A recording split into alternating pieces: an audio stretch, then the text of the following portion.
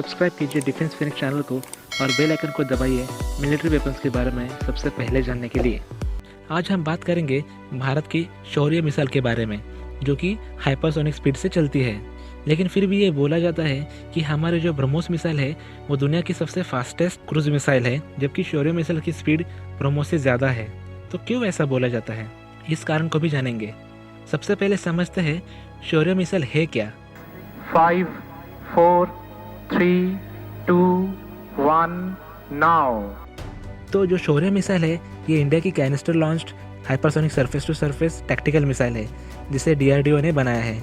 इसकी range 700 kilometre है और ये 1 टन तक का न्यूक्लियर या कन्वेंशनल वॉरहेड ले जा सकती है और किसी भी तरह की एडवर्सरी के खिलाफ स्ट्राइक कर सकती है।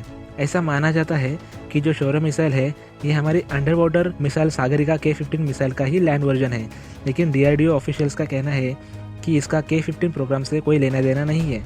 इसे कैनिस्टर के अंदर स्टोर किया जाता है और यह कैनिस्टर ऐसा होता है कि इसे लंबे समय तक बिना मेंटेनेंस के रखा जा सकता है और इसे हैंडल और ट्रांसपोर्ट करना भी आसान होता है। और इसी के अंदर एक गैस जनरेटर लगा होता है जिसकी सहायता से इसको सीधे लॉन्च किया जा सकता है बिना इसके प्रोपेलर मोटर को स्टार्ट किए। शौर्य मिसाइल को स्पेशली डिजाइन किए गए अंडरग्राउंड कंस्ट्रक्शन के अंदर छुपा के रखा जा सकता है। इसकी सहायता से ये ना तो एनिमी के रडार में आती है और ना ही किसी सैटेलाइट की पकड़ में आती है। इसे लॉन्च करने के बाद ही पकड़ में आ सकती है। और दूसरे DRDO साइंटिस्ट का ये भी मानना है कि शौर्य मिसाइल की रेंज थोड़ी कम है, जिसकी वजह से इसको हाइड करने के लिए जो कंस्ट्रक्शन की जाती है उसको बॉर्डर के नज़दीक बनाने की ज़रूरत होती है, या फिर इसकी रेंज को बढ़ाया जाए जिसको सीधा ही इसकी फैसिलिटी से लॉन्च किया जा सकता है। तो ये काम भविष्य में होगा, अब ये ऐसी फैसिलिटी नहीं है।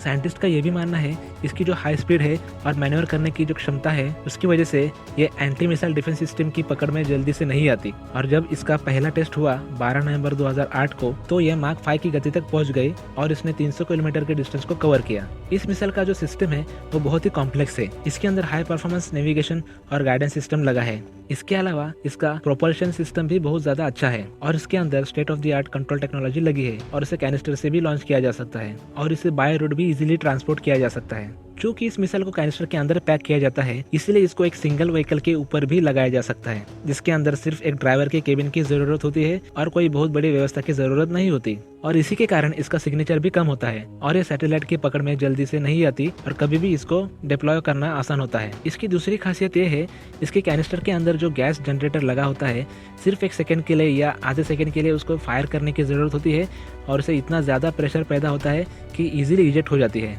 हालांकि DRDO के एक साइंटिस्ट ने ये रिवील किया था कि इस मिसाइल को स्पेशली सबमरीन से लॉन्च करने के लिए डिजाइन किया गया था और उन्होंने ये भी बताया था कि ये 50 किलोमीटर की हाइट पर जाने के बाद में हाइपरसोनिक स्पीड पकड़ लेती है और जब यह टारगेट के नज़दीक पहुंचने वाली होती है तो एक बार मैन्यूवर भी करती है और बड़ी एक्यूरेसी के साथ टारगेट को हिट करती है। इस मिसाइल का सफलतापूर्वक 3 बार टेस्ट हो चुका है और इसने 7.5 मैक की गति को पकड़ा है। 700 किलोमीटर इसकी रेंज और यह प्रोडक्शन के लिए रेडी है। ये तो हुई शौर्य मिसाइल की बात।